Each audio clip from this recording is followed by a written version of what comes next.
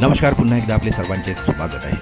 कर्मचाऱ्यांच्या महागाई भत्त्यात भेदभाव करता येणार नाही, तर सुप्रीम कोर्टाचा मोठा निर्णय.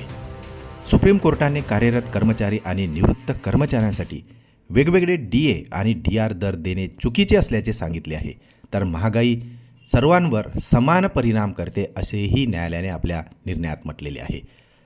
चला पाहूया याविषयी सविस्तर अपडेट.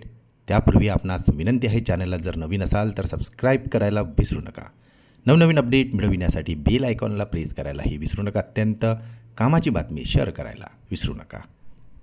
देशातील कर्मचारी आणि निवृत्त कर्मचाऱ्यांसाठी अत्यंत महत्त्वाचा निर्णय देताना सर्वोच्च न्यायालयाने स्पष्ट केले आहे की महागाई भत्ता आणि महागाई दिलासा यात वेगवेगळ्या दराने वाढ करणे अन्यायकारक आहे आणि ते मान्य होऊ शकत नाही.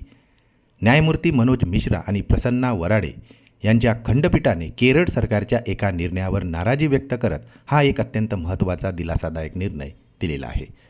राज्य सरकारने परिवहन महामंडळाच्या कार्यरत कर्मचाऱ्यांसाठी महागाई भत्त्यात 14% वाढ केली होती, तर निवृत्त कर्मचाऱ्यांसाठी महागाई दिलासा फक्त 11% वाढवला होता.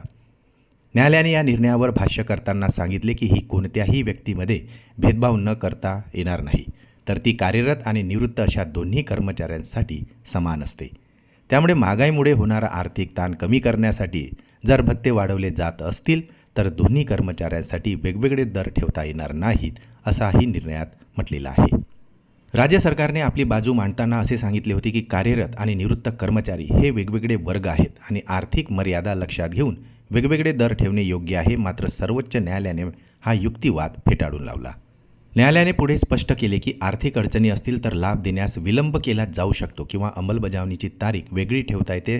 पण एकदा भत्ते वाढवण्याचा निर्णय घेतल्यावर कार्यरत कर्मचाऱ्यांना जास्त आणि निवृत्त कर्मचाऱ्यांना कमी वाढ देणे हे मनमानी असून संविधानातील समानतेच्या हक्काचे उल्लंघन आहे, असे म्हटलेले आहे. आता या निर्णयामुळे देशभरातील कर्मचारी आणि निवृत्त कर्मचाऱ्यांना मोठा दिलासा मिळालेला आहे.